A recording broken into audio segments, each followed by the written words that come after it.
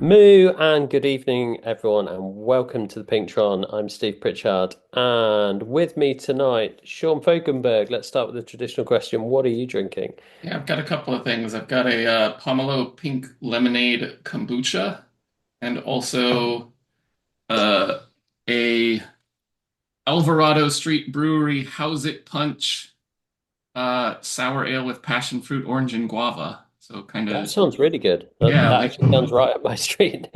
Sounds Like interesting a anyway. Hawaiian sour kind of thing. You've also got some very rad-looking painted nails on the go tonight as well. So, Oh, great. I was like, wait, what did we say? Yeah. um, also, I think we just about heard Craig Martin as well. There, Craig, what are you drinking tonight? So I've got a Greystone Brewing single track pale ale. Nice. And John, welcome into the Mario world of mushrooms. John Keenan, what are you drinking? I'm letting this team down. I could not find any mushrooms, but our zany Japanese market had Moshi branded sparkling oolong tea with white grape juice. Oh, Kind of interesting. It's a little sweeter than I thought it would be, but yeah, it's good. And finally, Steph Etienne, what have you got tonight? Well, uh, looks like lemon. the protest for the Federal Lemon never changing winning strategy or winning recipe, I suppose. We had the Fanta Orange a few weeks ago, and that did coincide with a bit of a dip in form for you, didn't it? So I'm glad Yeah, to see yeah, you back onto the Fanta Lemon. yeah. And last week I had the Fanta Lemon in my and I did a good performance in Climbers Gambit. So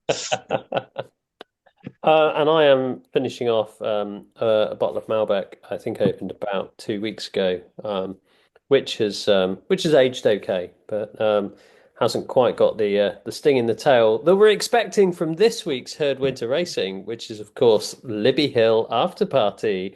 Craig, I think you did the race. I did do the race. Race one, I should say. Yeah. It was absolutely insane. I got dropped relatively early and just it was too hard. Um, Wow. That's really surprising. So, Libby Hill After Party, you're basically doing 5 laps of the flat bit of Richmond. You yeah. head down the hill, and then you head up Libby Hill, and you finish at the top of Libby Hill. When we did it, I think it was in ZRL. I didn't quite realize you finished at the top of Libby Hill, so left a bit in the tank. But yeah, don't leave anything in the tank. Finish hard on No, Libby. Holy crap. There are 82 finishers on Zwift inside or Zwift Power at this point. there How were many a were in hundred. the There were 121 riders in the pen Whew. on Zwift. That is bog. How that? So, where did you get dropped? That's I got dropped before we went on to the Fan Flats loop the first time, I think. Yeah, it was just hard, hard, that hard, is hard. Race Um, one that is is getting bonkers. a reputation here. oh yeah, no, it was yeah, top class. So I finished in the second big group, or not really big, but we had 10 with us. I finished 50th, and my ZRS went up over 500. So yeah, that's where that is. No, it's a super high quality race, and I mean it's exactly what we want from Herd Winter Racing. And there were lots of people behind me.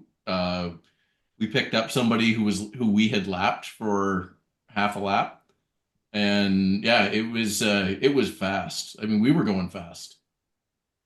Yeah, I'm The guy who finished right in front of me averaged 4 watts a kilogram. yeah, I'm looking at it right now, and in your group there were riders who did 3.5, 3.6, 3.4, 3.5, And then there's 3.6 me. for 48 minutes. Yeah. So, mid B level, B level for uh, in the 40s and 50s. Yeah. And I was, so I finished in that group and I finished in the front half of that group, averaging 2.7. Yeah. Yeah, I mean this is great. So look, TJ's finished 11th, and we know TJ.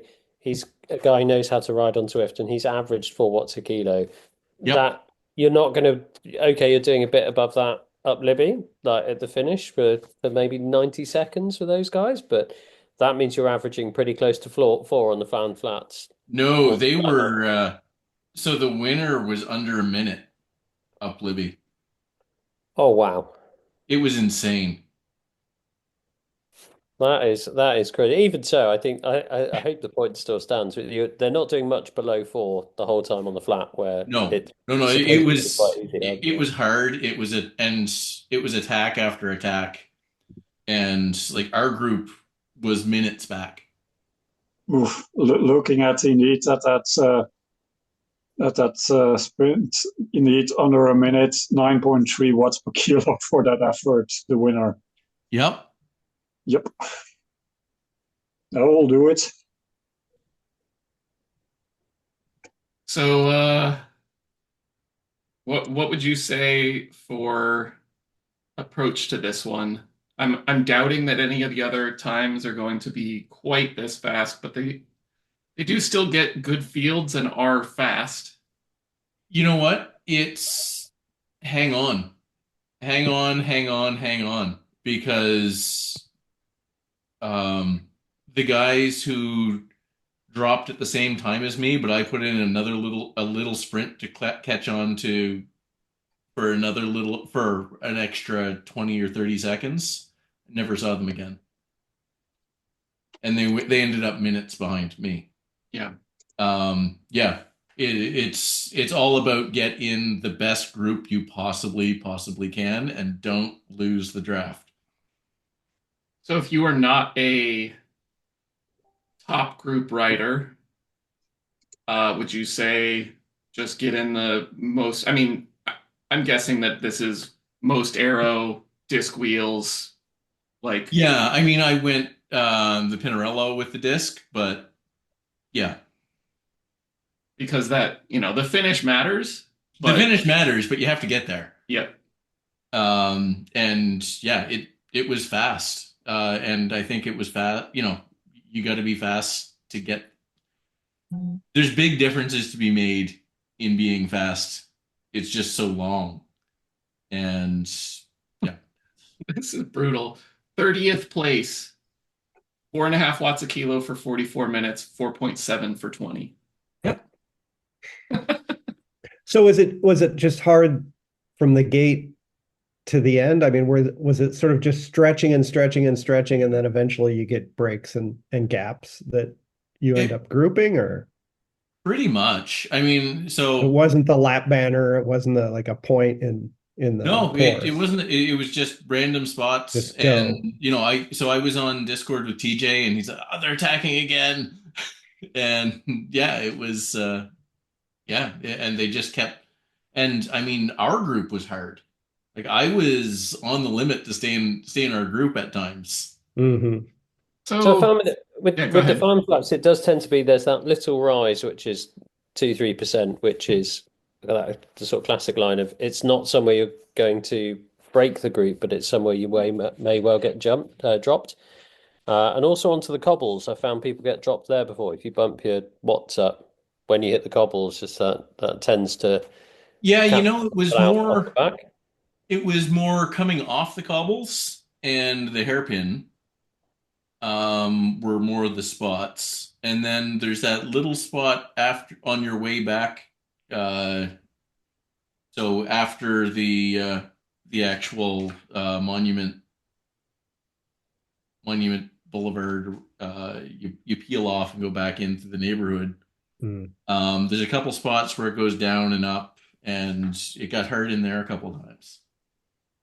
But it was just one of the guys was just in our group down at 49th place was just pulling at 3.5 to 4 watts a kilogram the whole time. Just to emphasize your point, so looking at kind of D-level riders here, but there's people that are doing Libby in 2 minutes 58. and then for 1 or 2, 0.1 or 2 watts per kilogram higher are only really doing it 10 seconds quicker.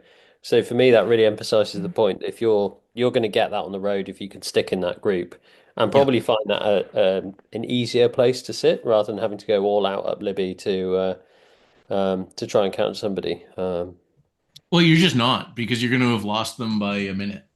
Yeah, It's yeah. Mad unless you've props to the got that. last. Go ahead, John. I was gonna say mad props to the last four finishers. They came in over Yeah, an hour. Like Yeah. that's yeah, got to be that's a lonely race. yeah, Over that an last one, hour, yeah, 20 that minutes last back. one, Yeah. yeah, that last one doing 1.3 watts per kilo Mm. average for an hour and 12 minutes. Yep. Dedication. So I will say that this kind of shows the brilliance of HWR. I think because if you this is not an interesting course for a scratch race, just generally, You wouldn't right? have thought. You wouldn't think. Yeah. So like if this is a single category race on this course with no points at any of the segments, it's gonna be probably pretty boring because people just kind of roll around, you sit in for 30K, and then you punch at the finish. Because nobody's going to be willing to try to make a break because they know they're just going to get caught by the big mob of people that are just slightly less strong than they are. Yep. Yeah. In this style of race, there is incentive for the front riders to try to break things up. Yeah, I think So, that's the key, isn't it? That the because we're getting the top riders here, they are strong enough to attack and attack and attack and go again, and they're trying to drop the guys who get on the climb. When we race in B or C or D cat, there isn't somebody, unless maybe they're in the wrong category, that's strong enough to go off the front and be gone. The blob is going to bring them back, aren't they? So unless we um, get to a point with ZRS where that becomes, you've got maybe riders who get their racing score by being a strong TT breakaway kind of rider, Yep. and then a bunch more who are sprinty boys who don't want to chase. Well, I mean that you look at where I finished in that race and who I finished around, and all of them are, better long power riders than me, Yep. and I make up for it by being bursty and a bit of guile. But yeah, but ZRS, yeah, my ZRS is probably definitely higher than my long power would justify. Yeah. But it's there for a reason, and that it's based on results, and it should be there, and that's the whole point of Yeah. results-based categorization. I think you've spelt I'm really upset because I did a race and won, and now I've got a high racing score and I can't win races anymore. Wrong there, Craig. That's not how people are commenting about Zwift Racing Score on all the forums we see. You know what? So the people who are loudest are the people that don't like it, and most of them seem to be the people who were consistently podium on race after race after race after race. Do we want to actually, maybe this is a good time to switch over to news because I know that Craig wanted to chat about ZRS some. Yeah, I let's did actually. let's almost make it sound like we've planned this. Well, Craig. we certainly didn't because I don't have what I wanted to read up. Um, give me a second. It's the well-oiled machine.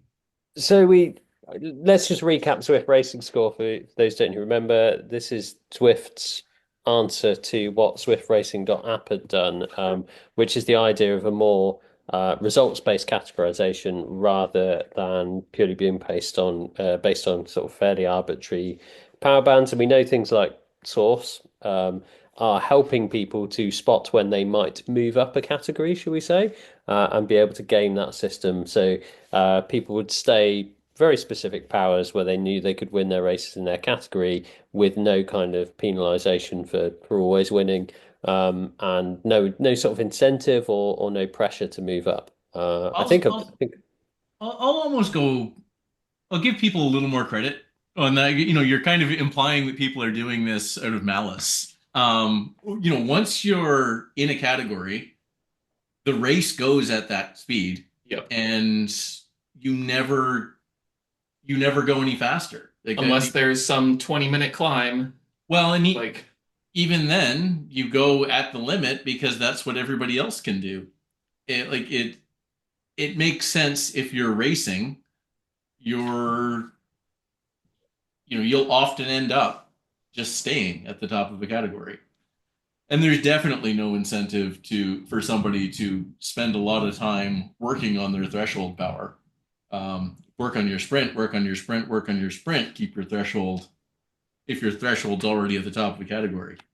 Yeah, I mean, it's what it is. I think you're being far too Canadian and generous there, Craig. There were definitely people gaming the system, but yeah, There we had were, but I don't think it's as many people as we sometimes make it. no, no. So hopefully I've filled enough time to allow Craig to open the link that you wanted to read from now. Anyway, Yes. So, a couple days ago, Ryan from Zwift staff. Hey, Zwifters, here's our update from last week's post on upcoming changes. Simulations and validations are wrapping up on a new seed formula. Going to share more information what the rollout's going to look like. They're going to update the seed formula to improve accuracy of the starting point, and that is used to calculate a Zwifter's floor minimum score. So that is still going to be there as an anti-tanking measure. So what they're going to do is they're going to apply the new seed formula and then reprocess all the ZRS race results all the way back to September 25th. yep. Yeah. So rather than do a reset, they're just reprocessing everything given a new starting point. Yep. No. Okay. I'm interested to see what that does because there's definitely an element of the whole ZRS system where you've got your category, and if you do well in it, you move up, and if you do bad, you move down. And all this history has a bunch of people who, because they overemphasize a certain metric. In this case, we think it was 30-second power they overemphasized. Some people were in the wrong category or different categories than would have been otherwise. And yeah, that's going to be reprocessed with them in different categories than they probably should have been. And it's interesting to see where that'll go. But moving forward, that is a better seed score. I still think that if your results-based system is working well, you should be depending less on the seed score, but that's yeah. But it does do two things. So it reprocesses all of those races given that new seed. So Yeah. you're getting to the place that you should be based on your results-based thing, but also should be seeding new riders better. Yep. Or people with fewer races, and gives a better floor, right? So ideally, if their new seed score does a better job of getting you in the right range, then you will see fewer people dropping to their floor. And I think that that's one of the things that they mentioned in that post was like, through their validation process, they think that a lot fewer people are going to be at their floor. And I think that a lot of that was probably that there were people who were overseeded because of their high short power, but couldn't hang on to those races. Yep. And that's that short power, and especially the ability to repeat that short power, is what lets you hold on to in races like I just did. but there's a limit. You have to be able to sustain power at a certain point. And I was right on kind of my ability to sustain because I was way over for the first few minutes until I dropped off the front group. And then I had to recover without dropping the guys I was dropping out that were dropping out and roll up the people that were dropping out of the front group. So yeah, it was I like the idea because if ZRS works properly, and especially if we can somehow get everybody to ride different types of races like we tend to do in the herd because we've got all these, Marceline picking these great different courses for HWR, for instance, and same for HSRL. Um, you get you should be in a spot where, on a really climby course, you've got a chance to win, or a really sprinty course, you've got a chance to win. And everywhere else, you might not have a chance to win, but you're gonna be racing against other people. And, that's I kind of think better this is than the same people are the best bees all the time. I think this is the bit that Zwift Racing app sort of does that Zwift Racing Score isn't doing is that velo adjusted score. So Yes. that's some kind of trying to take into account the course and your different powers and how well you will do on said course. So Yeah.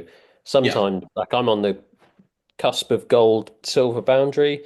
Sometimes I will be, if I look at that velo adjusted, I'm gold and I should be beating people who are golds. Sometimes I'm not, I'm silver. I won't be beating people who are silvers. And that's just it taking into account the type of course that race is happening on. Um, so I don't know whether Zwift Racing Score could do that or should do that. I think it shouldn't because the idea is different people have chances to win on different courses. And I think if you bump people down a category just because it's a climbing course and they're a really good sprinter, like then all of a sudden they've got a chance in the lower category on that course when they already had a chance they had a chance to win in the higher category on a sprintier course. Um, But then do you find sprinters never But do climbing Well, races? and yeah, that's the issue, right? If for riders who do one type of race, their score is going to reflect their ability in that type of race. And then when they do something else, it's not. Now, whether that means they're better or worse in that other type of race, that's another issue. But yeah, it's if you yeah, there's no way yeah, around but that. If people never race anything but one type of race course, their Zwift racing score is going to reflect that. yeah, but if you look at the Zwift Racing app score, you have that velo adjustment for the terrain handicaps, but you still, if I think probably something the races with that have the categories based on those metal scores, I think they only take in account your actual rank. For instance, I might be at the moment silver, but I think my flats adjustment would put me in gold. But I think if I enter a race, I should always enter in a silver, even though on a flat course I'm considered gold, and maybe on a climbing course I'm even less than that. Yeah, I you're think you're correct, Stefan. I think it what it does do is it affects how many points you can gain or lose.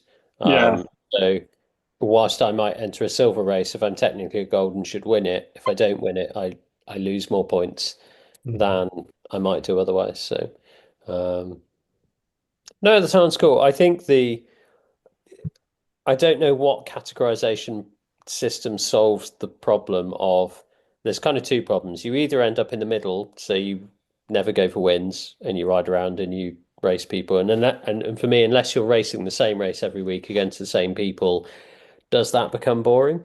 Does that encourage people to race? Or you end up in the situation I'm in, which I'm right on the cusp of a boundary, that 350 Zwift Racing Score. So I'm going to go and do a race. Next one I do with the Zwift Racing Score, and I'll probably finish in the top five because that's where my Zwift Racing Score is. That will bump me up into the next category where I will probably finish lower in the bottom, and that will bump me down the category again. There just seems to be that ability to bounce up and down. So personally, I'd prefer actually being in one category, knowing the people I'm going to race every week, etc., etc. But that's because I try and do regular races every week. But I don't know how you solve that problem Yeah. So with there's been ZRS. a couple proposals on how to solve that, including giving organizers the ability to use best rating in the last however many days Yeah. as opposed to current rating. But honestly, I think that that oscillation that you're seeing, Steve, is exactly what we want to see in a results based. You know, we don't want people to win the, was it 180 to 350 category constantly. If they win constantly, they should go up. And then if they're in the 350 to, was it 350 to 520? Is that the next Yeah. one? Yeah. So if they're in that category and they lose all the time, then they should go down. And I think one of the things that you're missing from this, Steve, is that you are actually probably around that boundary. Yeah. But there are a lot of people who their actual skill is probably not around that boundary. And when they bump up, they keep going up. And so or they bump down and are like, okay, this is actually where I should be, and now I'm finishing mid-pack. Or in the top half, but not enough to necessarily bump up.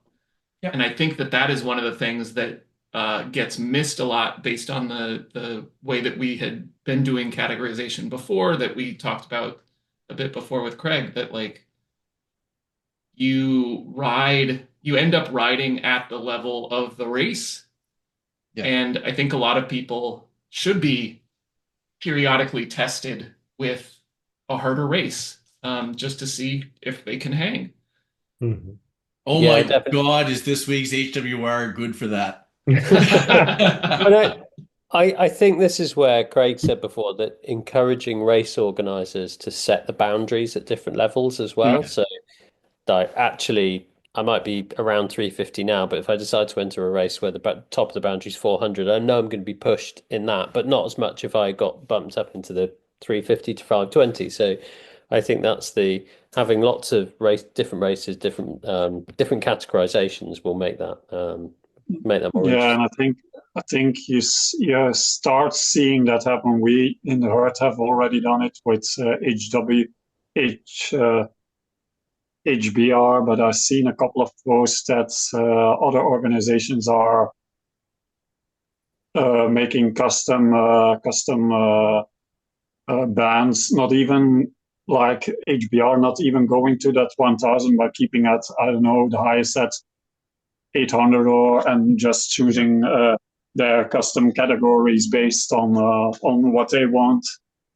So I think you start to see it happen, and it will become slowly, just like people are slowly getting into their right band. Because for me, for instance, I learned something new today, but for me, ZRS wasn't really interesting because the two races I've been doing is ladder racing and Climbers Gambit. Go for Climbers Gambit. Due to nature, the ZRS thing has been disabled because it's based on your finishing spot, and Climbers Gambit doesn't have it.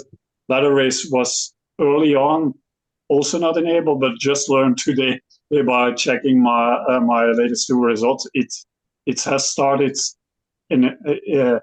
I don't know when they did it, but it's now ZRS enabled. So for me now, I can move up,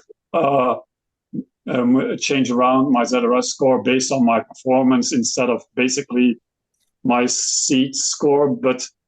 And also that was quite kind of different than Zwift Racing app, because as I understand Zwift Racing app, you basically get your initial seeding on based on their version of compound score, and you can get a bump up if your compound score changes, but always in a positive way. With ZRS, I have the feeling, and if you don't do any races for a while that aren't ZREP enabled, for instance, TTTs or ZRL, your score will remain for these races the same, but as soon as you do a race that is ZREP effective, your score will move up or down.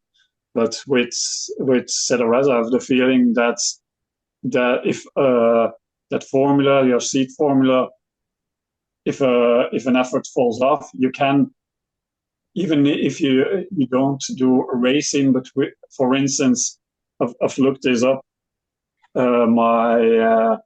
With the latest for my ladder race 2 weeks ago, I was at finishing after the race. My score was 298, and in Climbers Gambit, if I look at the results, which isn't set or anymore, was 291. So my score dropped, but not due to racing, but to some effort. And that's the difference also with the Velo rank based score, which doesn't have that drop based on effort. You can only move it up if you come Zwift Racing app compound score moves up. So there's quite indeed some differences between the systems, how they operate. So it's still fun to see. I think the positive to take this, if you think how new Zwift Racing Score is, and they're iterating this so much to make it better, which Exactly. I think is positive. Yeah. And they're taking all the old scores, because I think there's, like, when they switched, everybody's like, oh, it's all different. There's a lot of grousing about sort of the change. And I appreciate they're trying to like iterate it and make it always better, but sort of starting from fresh would suck. So I'm really glad they're like able to like, all right, we're going to tweak all our parameters, and then we're going to look at all your races from the time we switched to this new system over. Yeah. And yeah, your score is going to be a little different at the end of the day, but like, it's not like, okay, we're starting again, and then we got to oscillate to where we are or where we should really be on the scoring system. Yeah, the results that we've got is all good data, and who beat who then, and that's information that can make the current score better. There is one additional. I just wanted to take another couple things from that post from.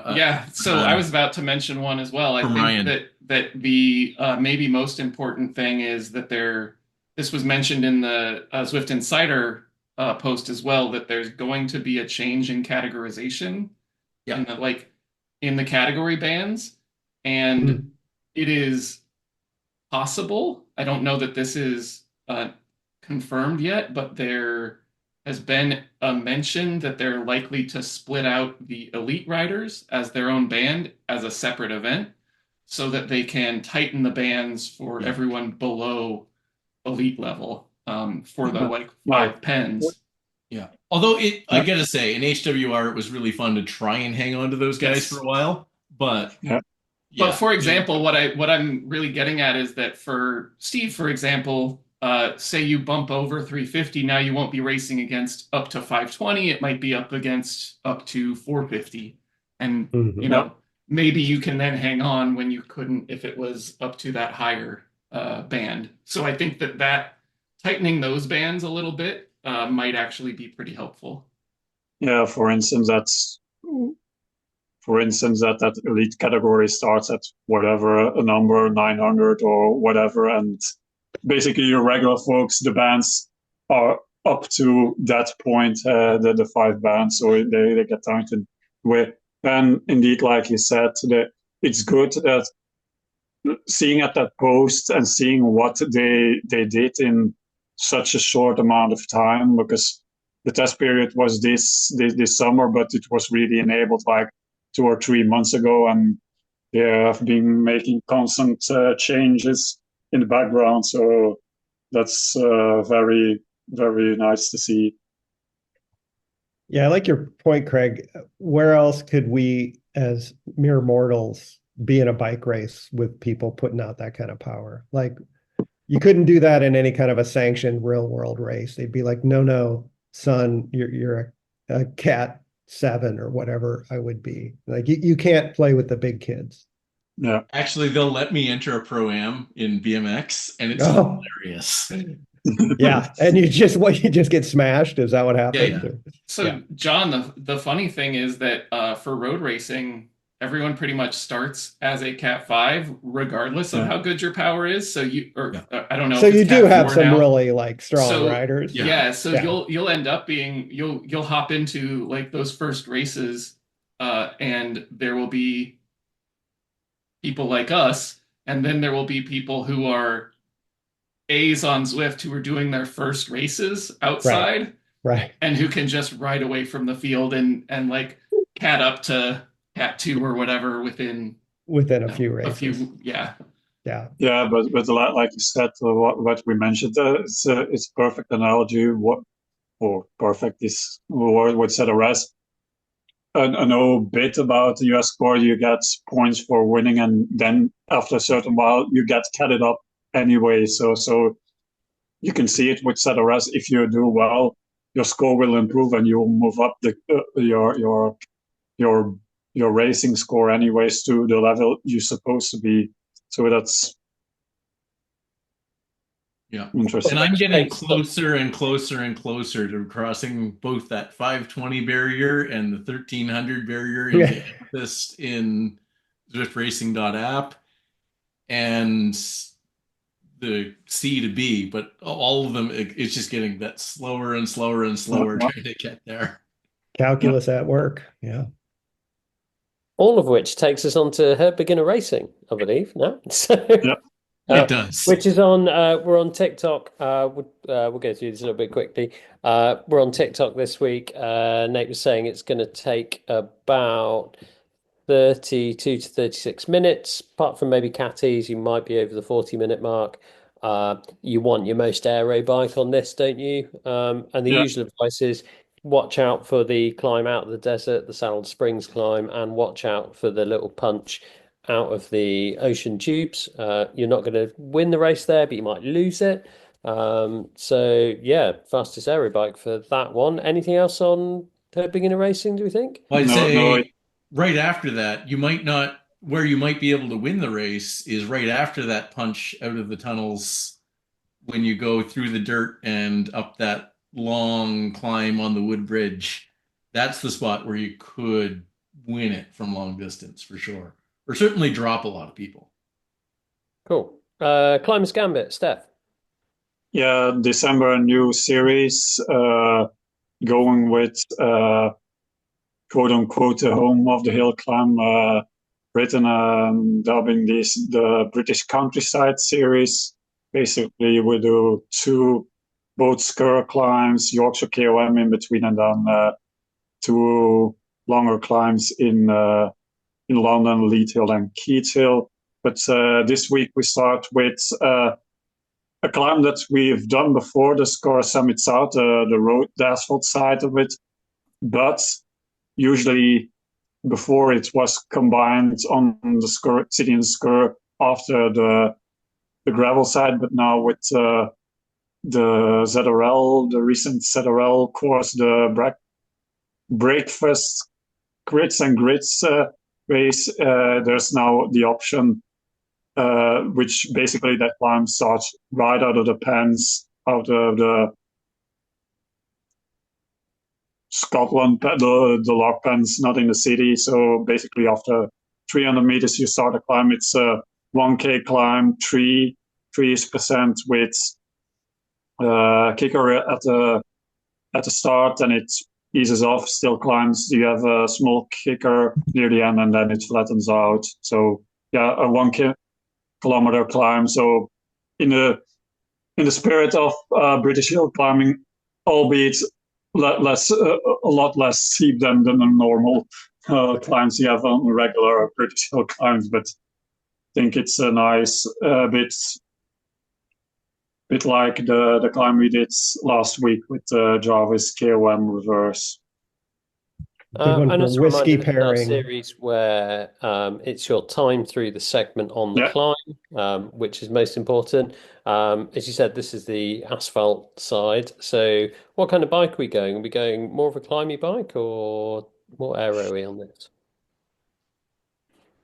I don't know if TT for some people or maybe an aero setup, it's like 3%. You have two pinches, but the in between it's yeah, it's 3% average. So it's not so.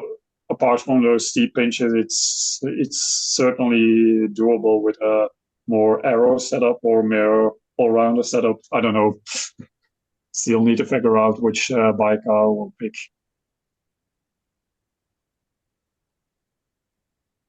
I think I'll probably lean toward either a very slippery road bike or a TT bike. Um, it is.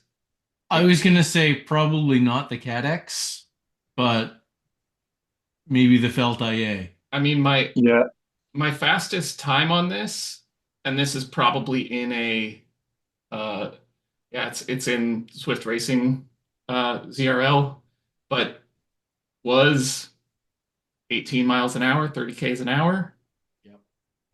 and with a lot lower power than I know I can do for 2 minutes. Mhm. Like it's an approximately 2 minute climb. Um, I don't think I've ever done a climber's gambit like all out effort on this, so we'll see. But yeah, I think it's probably TT bike for if you can do a 2 minute like what 5 plus 5 to 6 watts a kilo for 2 minutes. I think even less than that, honestly. Yeah. At 3.3% average, I think Mhm. you're probably more. You're almost down to 3.5, 2 minute.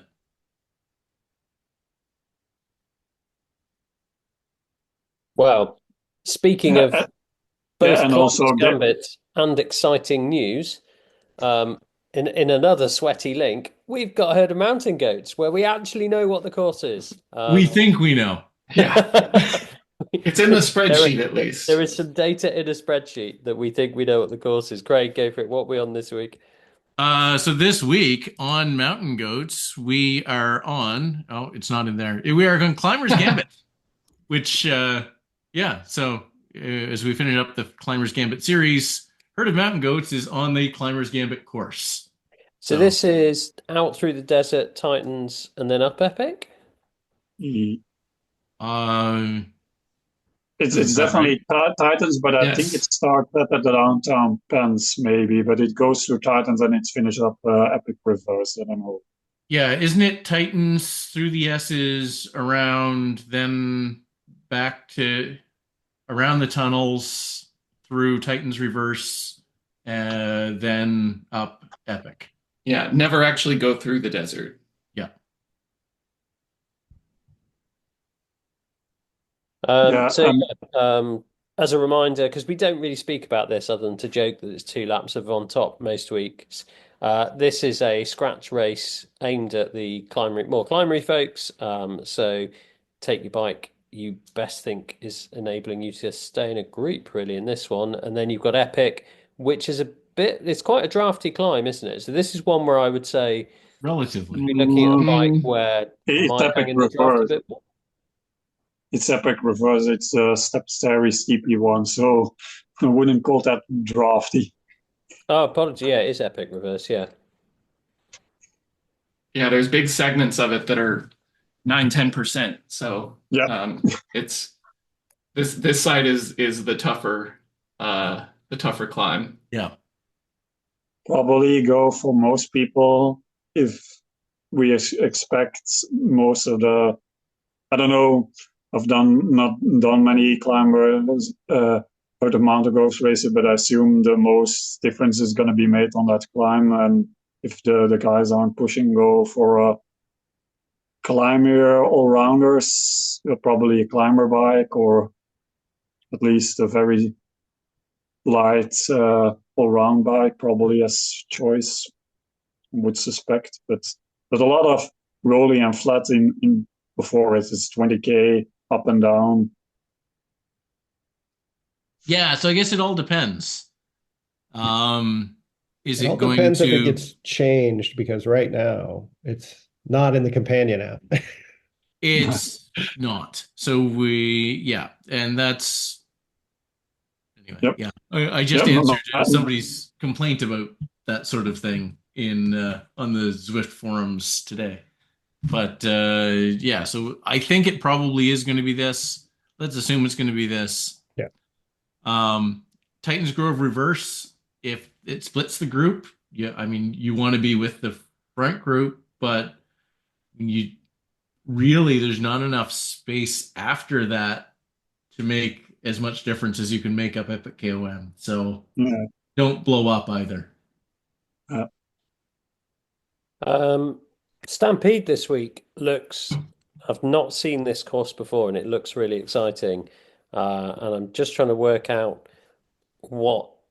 where it finishes. So Stampede is custom distance 19 kilometers on Richmond loop around, and I can't quite work out whether it finishes up 23rd Street or at the bottom of 23rd Street. Anyone know any more than that? So Richmond loop around, it appears to um, do loads of silly stuff, going basically round 23rd Street and Libby a bunch of times. Then you go up the flats and go round again. But we've got a custom finish, so it's yeah, just that doesn't look nice at all. If I look at the profile on Velo Viewer, 19K would put you somewhere, not even the start of 23rd Street. I think it's somewhere on the downhill from Governor Street, it looks potentially. So it might be a downhill finish. Well, so it looks like it's going to be before starting the 23rd Street reverse climb. So this is the 23rd reverse and then the reverse side of the Libby climb. Times two. Times two. Plus it was about, plus the relatively long and slow grind up back up Main to the top Street twice. Yeah. This is genuinely really exciting for me. Like I love time trials which are not flat basically. So I don't like time trials where it's all about like I know what my FTP is or I know what my power is for this amount of minutes. I just need to sit at that power band for that amount of time and whilst I put Netflix on and fall asleep. This is definitely one where you're going to have to do some pacing. You're going to have to hammer the hard bit hard. You're going to have to try and recover on the descent. So it's brilliant. Mm-hmm. Yeah, it's basically a cobbled climb reverse version, bit more, 2 times and a bit. So yeah.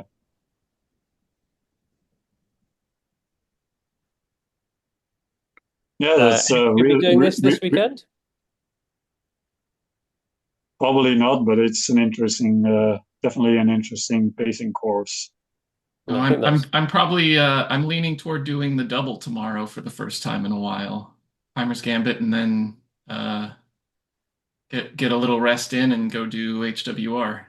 I was about to say you will have a very good rest because it's basically a 3 kilometer route. I'm basically on that as a segue. Get your warm in before, like I said, it's 300 meters after you start is a segment, so warm up before. Which then takes us round to final race of the herd this week is Bullseye. Craig, what are we on this week?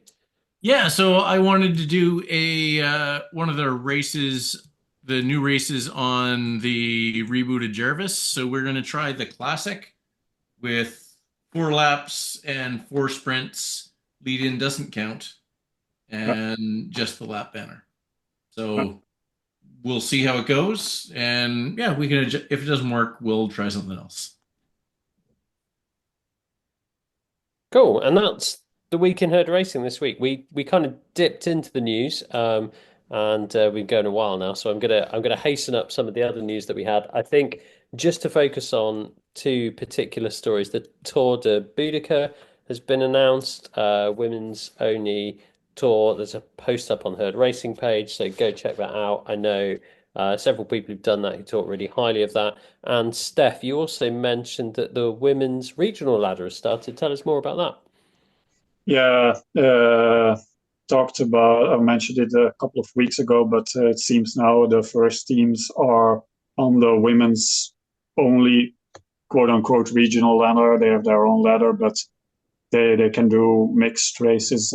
Seem just I checked that a couple of us set up. There are some mixed races set up, but also a race between women's only teams. Currently, only 4 teams across the world, I think, but it's a nice start. It's what they announced they wanted to do, and the first teams have taken up the challenge. So yeah, it's good to see.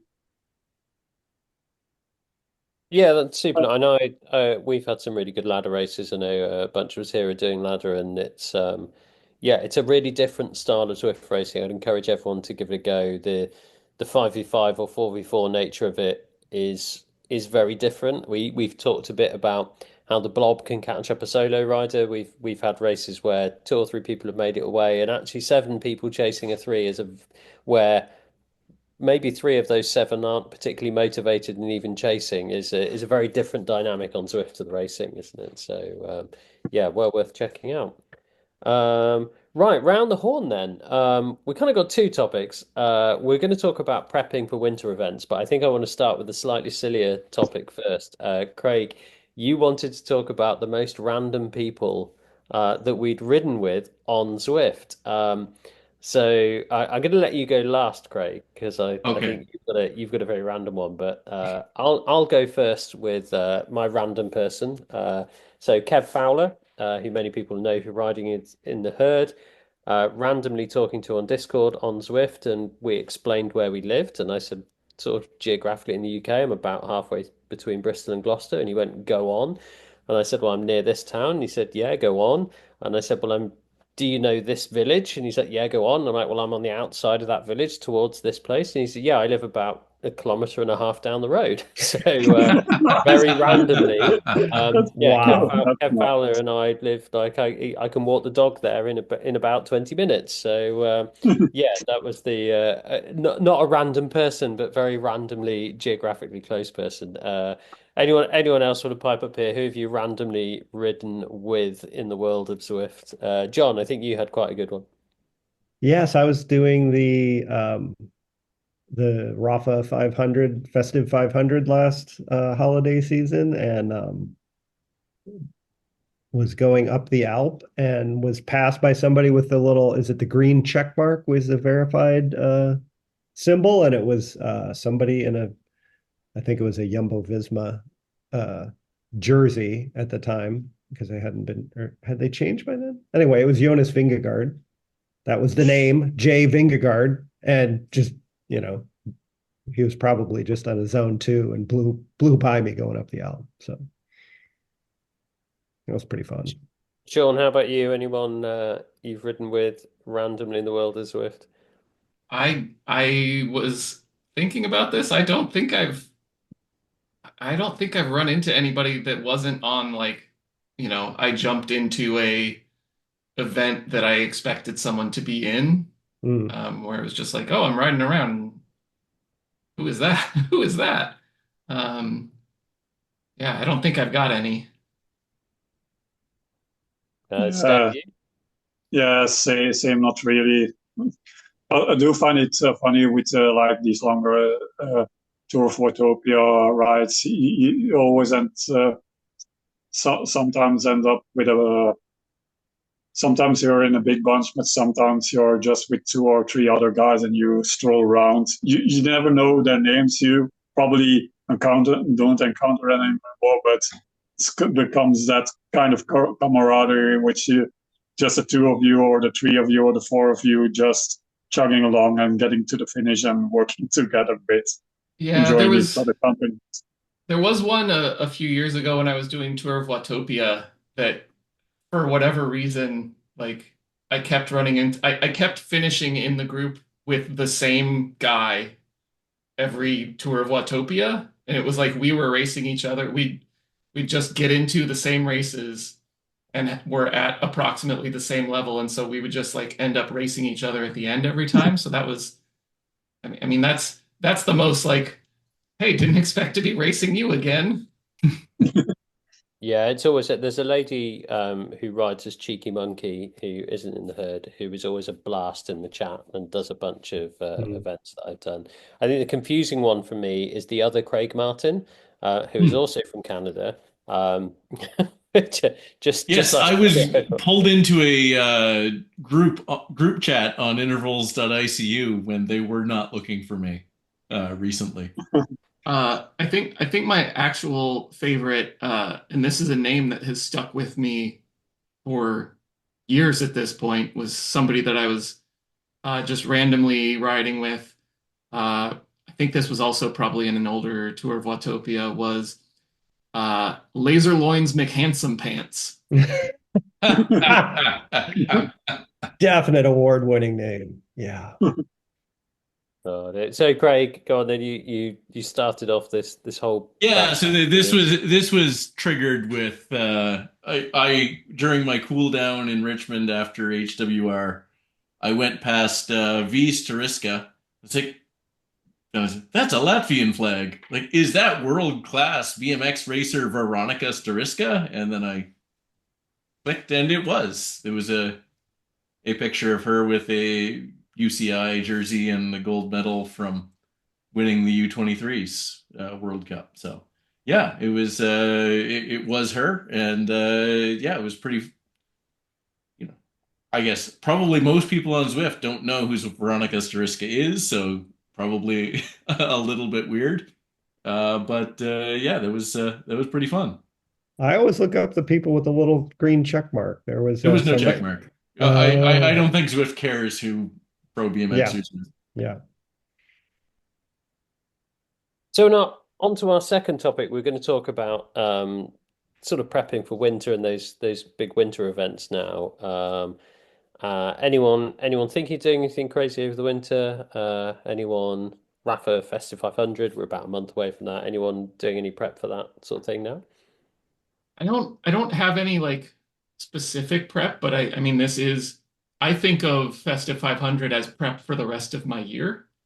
Yeah. Uh like I have been slowly ramping up the hours. Like I think this month is going to be my biggest month of the year so far.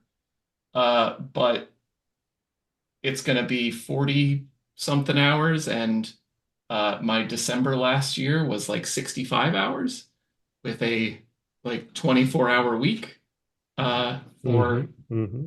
um and so I don't know if I'm going to be able to get a full 24 hours in over the festive 500 like I did last year. I think I did a festive 500 mile rather than 500K. But yeah, I think of December as like the time where I'm really setting up my next year, getting like being able to get that level of consistency and time and just like, I mean, this is what they talk about when they're talking about building a base, right? Like this is where I get to the point that I can build on for the following season. And it's always interesting that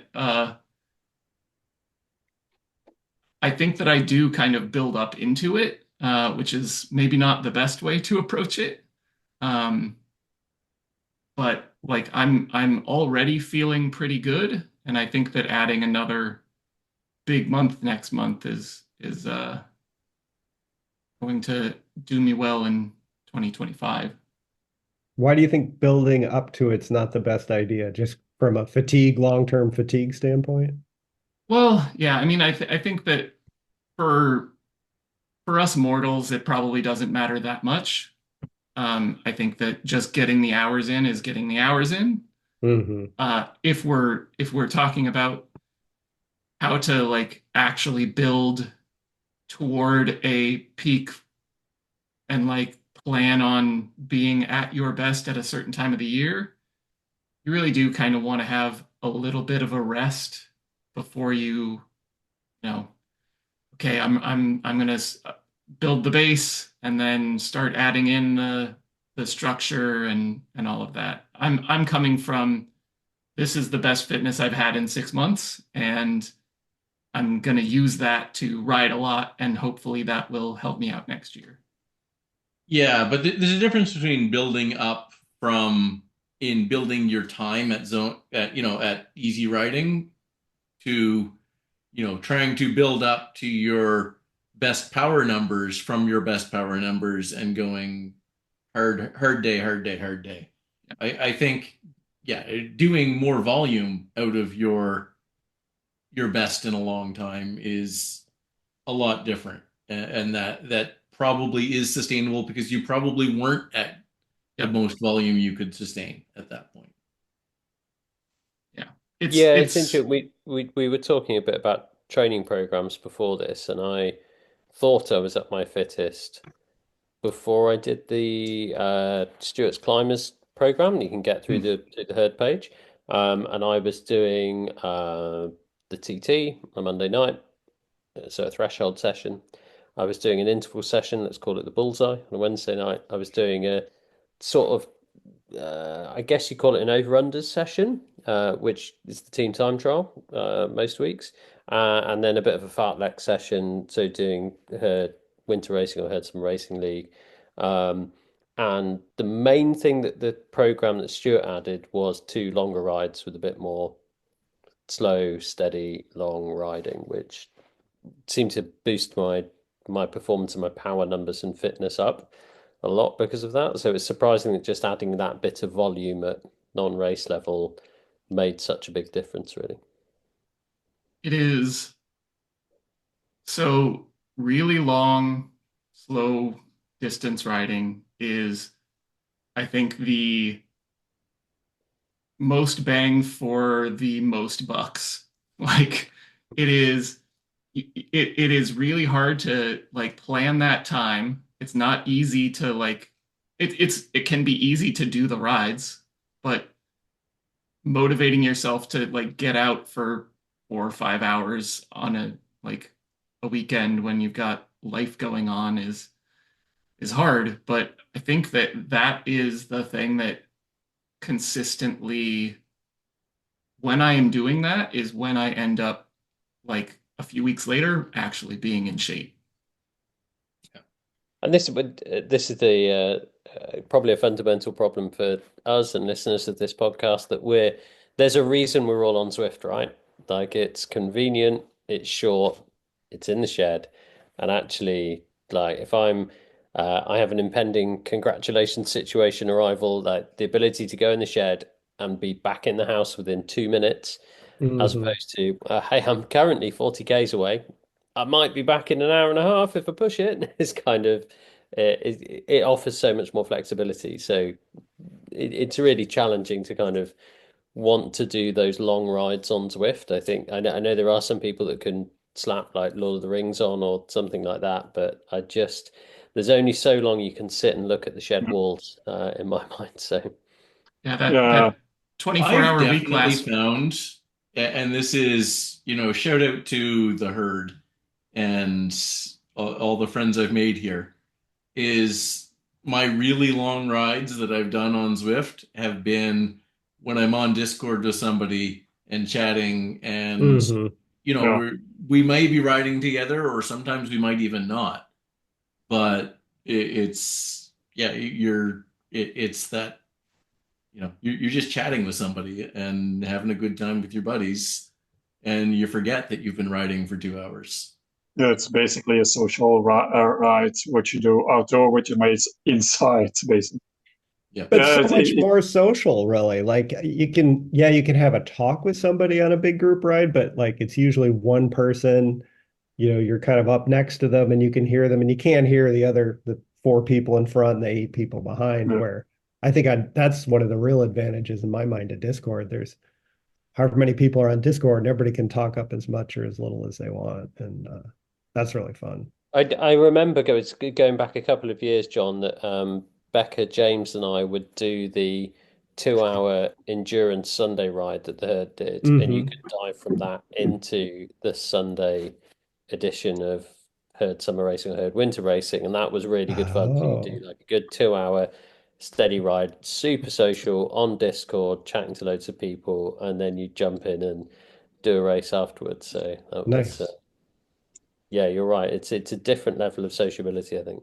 Yeah. Like when I started riding tandem with my wife, it was like, oh my gosh, we can hear each other all the time. It's if we're on single bikes and I'm, 5 meters ahead of her, I kind of have to shout, right? Where on the tandem, it was just like you didn't have to raise your voice at all. You were just right there.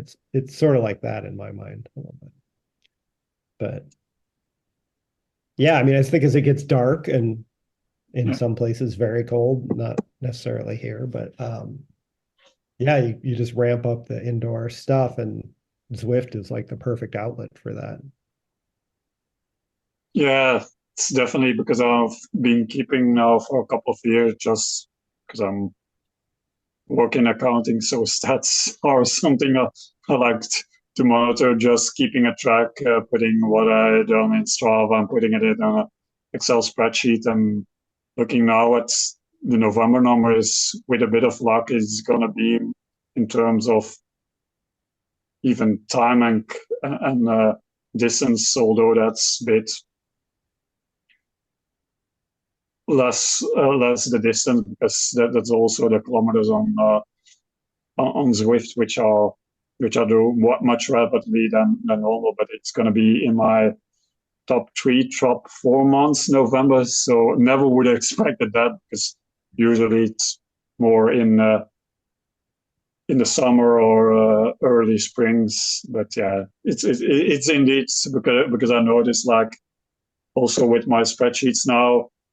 There were in the summer months that my percentage outdoors is way higher, and now for if the weather is a bit in the summer, I could ride outdoors after work, do an hour. Now I can't do that because it's dark at like 5 p.m. So, but yeah, that's Zwift takes it over, and but it's still pretty nice to do weather reasonably weather during the weekends because it's November and I've done this month alone for rides above 100 kilometers outside. So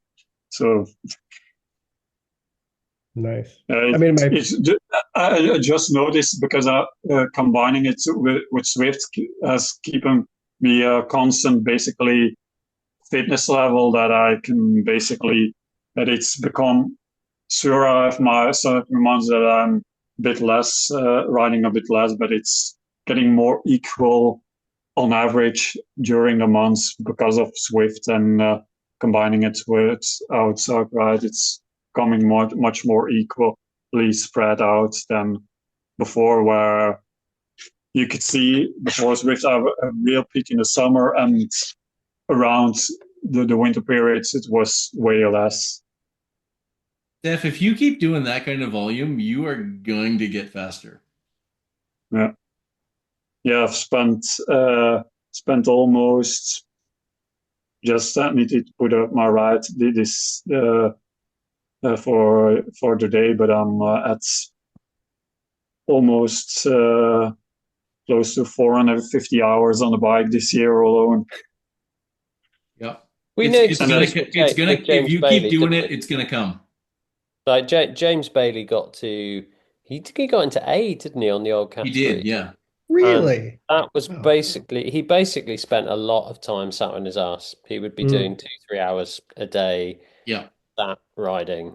Um, didn't really do too much training. Didn't do a huge amount of racing at that point, but I No, can remember he was doing a bunch of races at that point too. I But remember you saying, Craig, it's amazing how much just sitting on your ass can make you race better.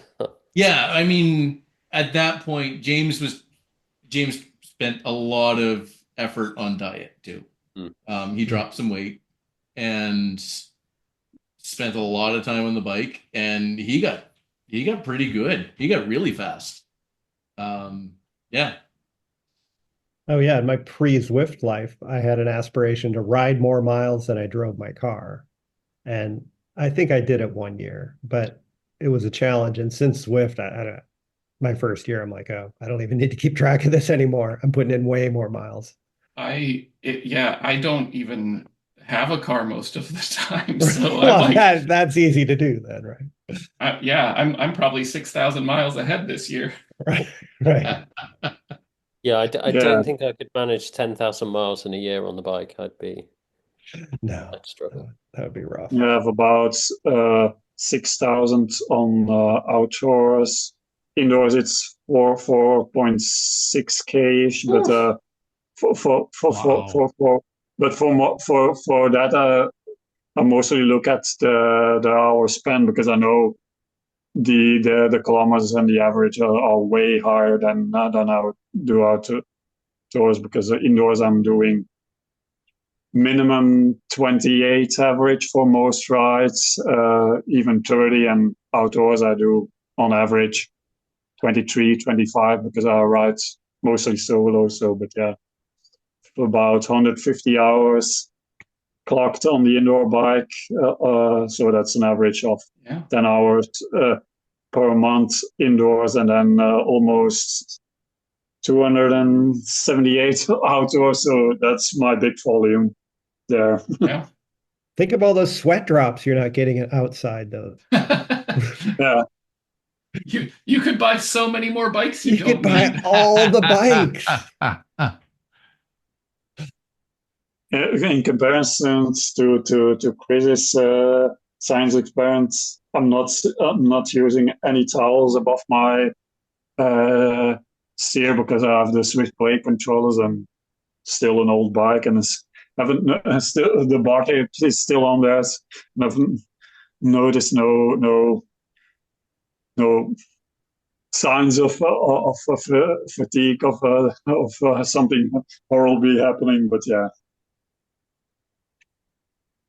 yeah, I think, like you said, trying to put mostly on Zwifts, trying to do again some more structure, but it's more been racing more lately, and yeah, the long endurance rides I do outside, like I said, it's for me, it's come to to a stage that's 130K rides, like 4 to 6 hour rides outdoors by myself is no problem because I've just that fitness level built in me. And with the nutrition we discussed a couple of weeks ago, I can do that. I wouldn't say with no problem because it's still 6 hours on a bike or 4 hours on a ride, but it's doable. Also, it just yeah, feel what you can do, and if you ride a lot, you will see your improve in certain aspects. Is it's your average speed, it's your racing performance, whatever.